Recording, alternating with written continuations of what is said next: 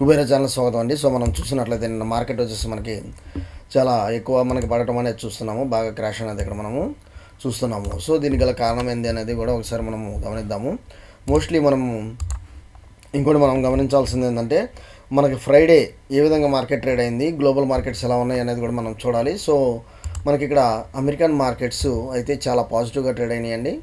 And మనకి even European markets చూసినట్లయితే European markets కూడా మనకి మంచి పాజిటివ్లో ట్రేడ్ అవ్వడం చూస్తున్నాము. సో ఓవరాల్గా రేపు కొంచెం మనకి పాజిటివ్ ట్రెండ్ అయితే ఉండొచ్చు అన్నట్లు కనిపిస్తుంది. అండ్ ఆఫ్టర్ ఫిబ్రవరి మార్కెట్ ఈ విధంగా మనకి నిఫ్టీ ఈ విధంగా పడటం ఆఫ్టర్ ఫిబ్రవరి 2025 తర్వాత మళ్ళీ ఈ మంత్ అన్నట్లు మనం ఇక్కడ చూస్తున్నాము 24,700 బిలో ట్రేడ్ అవ్వడం.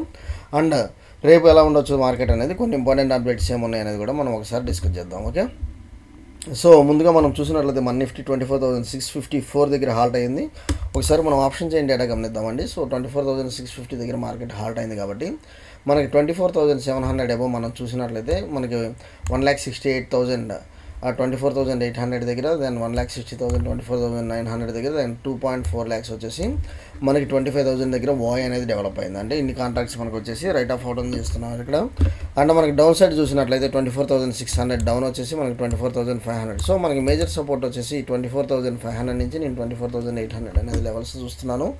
సో మనకి 24,600 కనుక బ్రేక్ అయితే మాత్రం 100 పాయింట్స్ డౌన్ సైడ్ మీరు టార్గెట్ తీసుకోండి. లేదు 24,700 బ్రేక్ అయితే మనకి అప్ సైడ్ మూమెంటం అయితే ఎక్కువ మనకి వై డేటా అయితే మనకి ఇక్కడ గమనిస్తున్నాము. So upside Y data అయితే గమనిస్తున్నాము. సో ఏమి ఇంపార్టెంట్ అప్డేట్స్ అనేది కూడా మనం ఒకసారి డిస్కస్ చేద్దామండి. రేపు లెవెల్స్ నిఫ్టీ, బ్యాంక్ నిఫ్టీ ఎలా ఉండొచ్చు అనేది కూడా మనం ఒకసారి ఇక్కడ చూద్దాము. సో మనం ఇక్కడ చూసినట్లయితే మనకు వచ్చేసి ఇక్కడ చూసినట్లయితే సో దగ్గర 24,627 లెవెల్స్ అనేది మనం అక్కడ చూస్తున్నాము డౌన్ సైడ్. ఒకవేళ నేను ఇది బ్రేక్ అయితే మాత్రం 24,500 యాజ్ పర్ వై డేటా 24,500 అనేది చూసుకుంటాను టార్గెట్. ఒకవేళ ఇది బ్రేక్ అయితే అండ్ నేను మనకు వచ్చేసి స్టాప్ లాస్ వచ్చేసి 24,673 అనేది నేను ఇక్కడ పెట్టుకుంటాను. 24,673 అనేది పెట్టుకుంటాను. అప్ సైడ్ మూమెంటం అయితే మాత్రం నేను 24,700 బ్రేక్ అయితేనే, సో 24,700 మనకి బ్రేక్ అయితేనే నేను ఎంట్రీ అనేది తీసుకుంటానండి. సో 24,700 మనకి ఎప్పుడైతే బ్రేక్ అయితే అప్పుడే నేను ఎంట్రీ తీసుకుంటాను. విత్ మనకి అప్ సైడ్ వచ్చేసి ఫస్ట్ టార్గెట్ 24,800 అండ్ దెన్ మనకు వచ్చేసి 24,700 దాకా మనకి 800, 900 అండ్ 25,000 దాకా మనకు కనిపిస్తుంది. కాకపోతే నాకు అంత అప్ సైడ్ వచ్చేసి జస్ట్ మనకు వచ్చేసి 100-150 పాయింట్స్ మూమెంటం అనేది నేను ఎక్స్పెక్ట్ చేస్తున్నాను నిఫ్టీలో. ఓకే, సో ఒకసారి మనం బ్యాంక్ నిఫ్టీ కూడా చూద్దాము. మనం బ్యాంక్ నిఫ్టీ చూసినట్లయితే మీరు ఇక్కడ మనకు వచ్చేసి మనకు వచ్చేసి ఇది inside candle strategy and EMI pattern breakout అనేది నాకు కనిపిస్తుంది. సో మోస్ట్లీ నిఫ్టీ అనేది కనుక ఒకవేళ మనకి 54,000 bank Nifty 54,500 levels, so 54,500 levels ఈ రేంజ్లో కనుక ఓపెన్ అయితే మీరు వచ్చేసి కాల్ ఆప్షన్ అయితే బై చేయండి.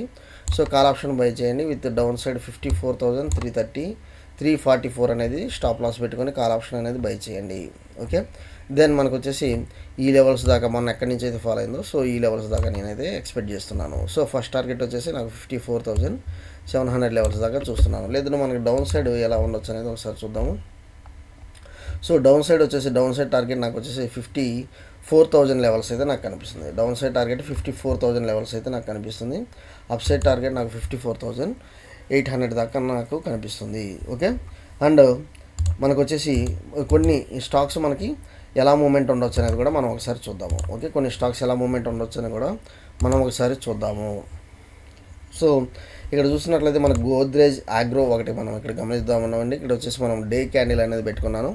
సో ఓవరాల్గా మనకు వచ్చేసి గోద్రేజ్ ఆగ్రో వచ్చేసి నియర్ అబౌట్ 900 దాకా ఉంది. సో నియర్ అబౌట్ 900 దాకా ఉంది. ఒకసారి ఆల్ టైమ్ హై కూడా ఒకసారి చూద్దాం. సో ఆల్ టైమ్ హై కూడా మనం గమనించినట్లయితే so it is near about 900 దాకా ఉంది. అండ్ మోర్ ఓవర్ మనకి డే క్యాండిల్ వచ్చేసి మనకి సో డే క్యాండిల్లో చూసినట్లయితే మనకు వచ్చేసి ఒక సర్ప్రైజ్ మనకు వచ్చేసి బౌన్స్ బ్యాక్ అవటం చూస్తున్నాము. సో మీరు ఒకవేళ దీనిలో ఎంటర్ అవ్వాలంటే మాత్రం 680 స్టాప్ లాస్ పెట్టుకొని మీరు ఎంటర్ అవ్వడం చూస్తున్నాను. అండ్ మనకు వచ్చేసి ఆగ్రో బిజినెస్ అనేది మనకి గవర్నమెంట్ నుంచి మంచి ఇన్సెంటివ్స్ ఉంటున్నాయి కాబట్టి మనకి మంచి బౌన్స్ బ్యాక్ అయితే అయ్యే స్కోప్ అయితే ఉంది గోద్రేజ్ ఆగ్రో నుంచి. సో మనకి మంచి సపోర్ట్ నుంచే మనకి బౌన్స్ బ్యాక్ అయిందనే చెప్పొచ్చండి. సో మేజర్ సపోర్ట్ వచ్చేసి మనకి 661. Okay, major support 661. అక్కడి నుంచి మీరు సో ఎవరైనా ఎంటర్ అవ్వాలనుకుంటే మాత్రం లాంగ్ టర్మ్కి 661 స్టాప్ లాస్ అనేది పెట్టుకొని మీరు వచ్చేసి ఎంటర్ అవ్వండి. నెక్స్ట్ వచ్చేసి టాటా ఇన్వెస్ట్ వచ్చేసి మనకి ఇది వచ్చేసి బోనస్ ఇష్యూ చేస్తుంది, అందువల్ల వచ్చేసి మంచి మూమెంటం అయితే మనకు కనిపిస్తుంది. సో ఏదేమైనా కానీ టాటా ఇన్వెస్ట్ ఒకవేళ మీరు చేయాలనుకుంటే మాత్రం, ఎందుకంటే ఇది ఆల్ టైమ్ హైలో ట్రేడ్ అవుతుంది కాబట్టి near to all time high. So ప్రస్తుతం వచ్చేసి ఎప్పుడైనా బోనస్ అనేది మనకి అనౌన్స్ చేస్తే ఆటోమేటిక్గా షేర్ ప్రైస్ తగ్గినప్పుడు ఇన్వెస్టర్స్ లిక్విడిటీ పెరుగుతుంది కాబట్టి మార్కెట్లో కొంత పాజిటివ్ సెంటిమెంట్ క్యారీ అవుతుందండి.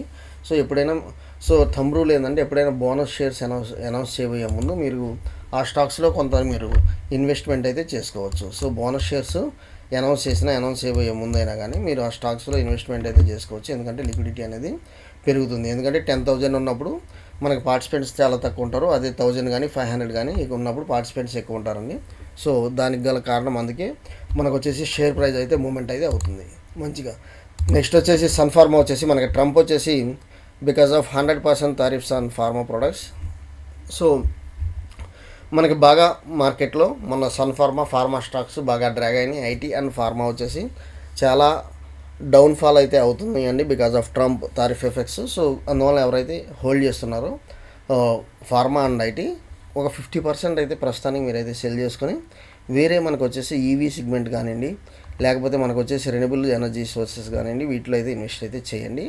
And also artificial intelligence stocks కొన్ని ఉన్నాయి, వాటిలో కూడా మీరు ఇన్వెస్ట్ చేయడానికి ట్రై చేయండి. ఓకే, సో మనకు వచ్చేసి మారుతి వచ్చేసి మనకి మంచి మూమెంటం ఇస్తుంది బికాజ్ ఆఫ్ మంచి జిఎస్టీ వల్ల మనకు వచ్చేసి మంచి సేల్స్ అయితే రావడం జరిగింది, ఆర్డర్ బుకింగ్స్ జరగడం అనేది జరిగింది అనేది కూడా చెప్తున్నాము.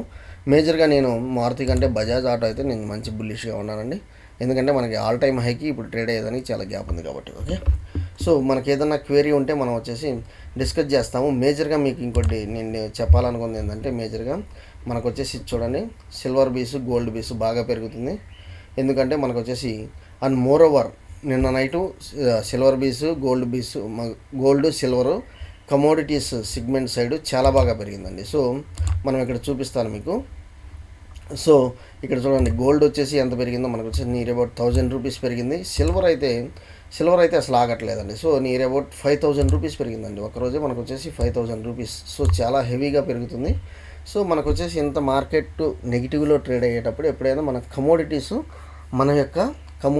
మన యొక్క పోర్ట్ఫోలియోని సేఫ్ గార్డ్ చేయడానికి కమోడిటీస్లో కొంత ఇన్వెస్ట్ చేసి అయితే పెట్టుకోండి. ఓకే, థ్యాంక్ యూ అండి. Follow for important updates Kubera channel.